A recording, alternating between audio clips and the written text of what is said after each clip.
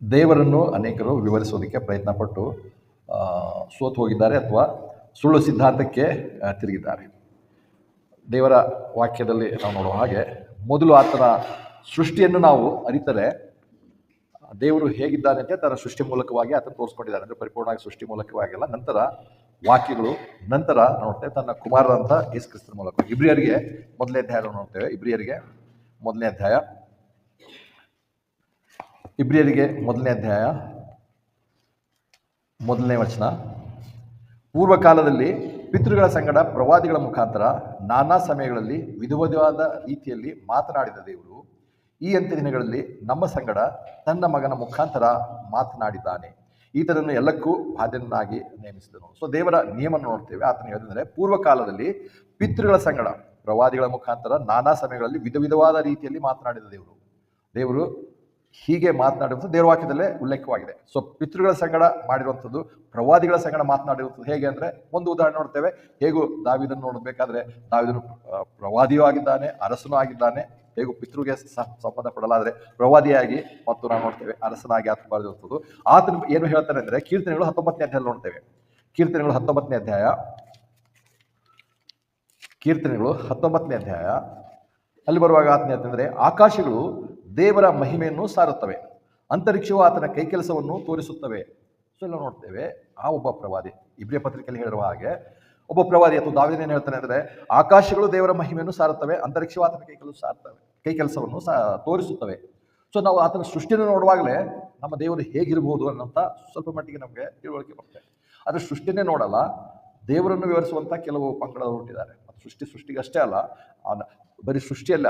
ಅದೇ ದಾವೀದನು ಹೇಳ್ತಾನೆ 139ನೇ ಕೀರ್ತನೆ ಬರುವಾಗ, ಕೀರ್ತನೆಗಳು 139 13ನೇ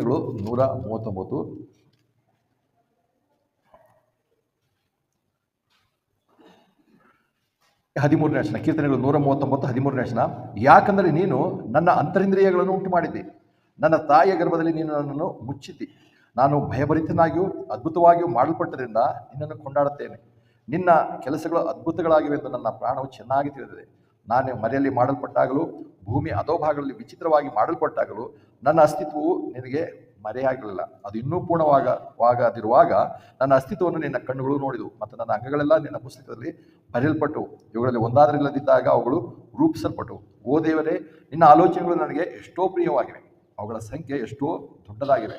ಅವುಗಳನ್ನು ಲೆಕ್ಕಿಸಿದರೆ ಮರಳಿಗಿಂತ ಹೆಚ್ಚಾಗಿವೆ. ನಾನು ಎಚ್ಚರವಾದಾಗ ಇನ್ನೂ ನಿನ್ನ ಬಳಿಯಲ್ಲೇ ಇದ್ದೇನೆ ಅಂತೇಳಿ ನೋಡುವಾಗ, ಒಂದು ಪ್ರವಾದಿಗಳ ಮುಖಾಂತರ, ತನ್ನ ಸೇವಕರ ಮುಖಾಂತರ, ಪಿತೃಗಳ ಮುಖಾಂತರ ದೇವರು ಮಾತನಾಡಿರುವುದನ್ನು ದಾಖಲೆ ಮಾಡಿ ದೇವರು ನಮಗೆ ಏನಂತಾರೆ ಬರಹಗಳಲ್ಲಿ ನಮಗೆ ಆತನು ಒದಗಿಸಿದನು. ಆ ಬರಹಗಳಲ್ಲಿ ಏನು ತಿಳಿಸ್ತಿದ್ದಾರೆ? ಒಂದು, ಆತ ನೋಡ್ತಾನೆ ಆಕಾಶಗಳ ದೇವರ ಪ್ರಭಾವವನ್ನು ಪ್ರಚುರಪಡಿಸ್ತದೆ. ದೇವರು ಹೇಗಿದ್ದಾನೆ ನಮ್ಮಷ್ಟಕ್ಕೆ ನಾವೇ ಅರ್ಥ ಮಾಡ್ಕೊಳ್ಳೋಕೆ ಸಾಧ್ಯ ಅಲ್ವಾ? ನೋಡಿ ಕೂಡ ನಾವು ಪರಲೋಕಕ್ಕೆ ಹೋದ್ಮೇಲೆ ಕೂಡ ನಾವು ನೋಡಿ ಅರ್ಥ ಮಾಡ್ಕೊಳ್ಳೋಕೆ ಸಾಧ್ಯ ಇಲ್ಲ. ಯಾಕಂದ್ರೆ ಆತನು ಏನಂತಾರೆ ಸರ್ವಶ್ರೇಷ್ಠನಾಗಿರುವಂಥ ದೇವರು, ಅಗಮ್ಯನು ಅಥವಾ ಅಪರಿಮಿತವಾದಂಥ ದೇವರು. ನಾವು ಸೃಷ್ಟಿಗೊಳಗಾಗಿರುವಂಥವ್ರು, ಮಿತಿಗೊಳಗಾಗಿರುವಂಥವ್ರು, ನಾವು ಹೇಗೆ ಆತನನ್ನು ಅರ್ಥ ಮಾಡ್ಕೊಳ್ಳೋಕೆ ಸಾಧ್ಯ ಆಗೋದಿಲ್ಲ. ಅದಕ್ಕೆ ಆತನ ಸೃಷ್ಟಿ ನೋಡುವಾಗ ಆತನು ಹೇಗಿರ್ಬೋದು, ಒಂದು ಹೂವನ್ನು, ಸುಂದರವಾದಂಥ ಹೂವನ್ನು ನೋಡಿದಾಗಲೇ ಇದರ ಸೃಷ್ಟಿಕರ್ತನ ಹೇಗಿರ್ಬೋದು ನಮ್ಮ ಆಲೋಚನೆ ಬರಬೇಕಾಗಿದೆ.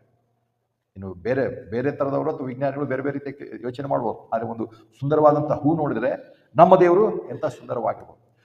ಸುವಾಸನೆ ಬೀರುವಂಥ ಹೂವನ್ನು ನೋಡಿದರೆ ನಮ್ಮ ದೇವರು ಎಂಥ ಸುವಾಸನೆಯನ್ನು ಬೀರುವಂಥವನ್ನ ಇರ್ಬೋದು. ಅವುಗಳನ್ನು ನೋಡ್ತೇವೆ. ಅಷ್ಟೇ ಅಲ್ಲ, ಆಕಾಶಗಳು ಅದರ ಪ್ರಭಾವವನ್ನು ಪ್ರಚುರಪಡಿಸ್ತೇವೆ ನೋಡ್ತೇವೆ. ಪ್ರಭಾವ ನಮಗೆ ಸಾಧಾರಣವಾಗಿ ಮಿಂಚು ಗುಡುಗುಗಳಲ್ಲಿ ಆತನ ಪ್ರಭಾವ ನಾವು ನೋಡ್ತೇವೆ. ಗುಡುಗು ಭಯಂಕರವಾದಂಥ ಗುಡುಗು, ಎಂಥ ಮನುಷ್ಯನನ್ನು ಭಯಪಡಿಸುವಂಥದ್ದು. ಪ್ರಾಣಿಗಳು ಏನಂತಾರೆ ಗುಹೆಗಳಿಂದ ಎದ್ದು ಓಡುವಂಥ ರೀತಿಯಾದಂಥ ಗುಡುಗುಗಳು ನೋಡ್ತೇವೆ. ಸಿಡಿಲುಗಳು, ಪ್ರವಾಹ, ಬಿರುಗಾಳಿಗಳು, ಇವು ನೋಡುವಾಗ ನಮ್ಮ ದೇವರು ಬರೀ ಹೂವನ್ನು, ಸುಂದರವಾದಂಥ ಹೂವನ್ನು, ಮೃದುವಾದಂಥ ಹೂವನ್ನು, ಸುವಾಸನೆ ಬೀರುವಂಥ ಹೂವನ್ನೇ ಉಂಟು ಮಾಡಿರುವಂಥ ದೇವರಲ್ಲ. ಆತನ ಗುಣಲಕ್ಷಣ ಅಷ್ಟೇ ಅಲ್ಲ, ಅಷ್ಟು ಸಾಫ್ಟ್ ಅಥವಾ ಅಷ್ಟು ಸರಳವಾಗಿರುತ್ತಲ್ಲ. ಆದರೆ ಈ ಒಂದು ಆಕಾಶವನ್ನು, ಆತನ ಪ್ರಭಾವವನ್ನು ಅರ್ಥ ಮಾಡ್ಕೊಂಡು ಗುಡುಗು ಮಿಂಚುಗಳು ನೋಡುವಾಗ ಆತನ ಭಯಂಕರತೆಯನ್ನು ಕೂಡ ನಾವು ನೋಡುವಂಥರಾಗಿದೆ. ಸೊ ಹೀಗೆ ನಾವು ಸ್ವಲ್ಪ ಮಟ್ಟಿಗೆ ದೇವರ ಬಗ್ಗೆ ನೋಡ್ತೇವೆ. ಅಷ್ಟಕ್ಕೆ ದಾವೀದನು ನಿಲ್ಲಿಸಲಿಲ್ಲ. ಕೊನೆಗೆ ಬರ ಹೇಳ್ತಾನೆ, ನನ್ನನ್ನು ತಾನೇ ನೋಡುವಾಗ, ದೇವರೇ ನನ್ನನ್ನು ಎಷ್ಟು ಅದ್ಭುತವಾಗಿ ವಿಚಿತ್ರವಾಗಿ ನನ್ನನ್ನು ಉಂಟು ಮಾಡಿದ್ದೆ, ಅದಕ್ಕೋಸ್ಕರ ನಾನೇನು ಕೊಂಡಾಡ್ತೇನೆ.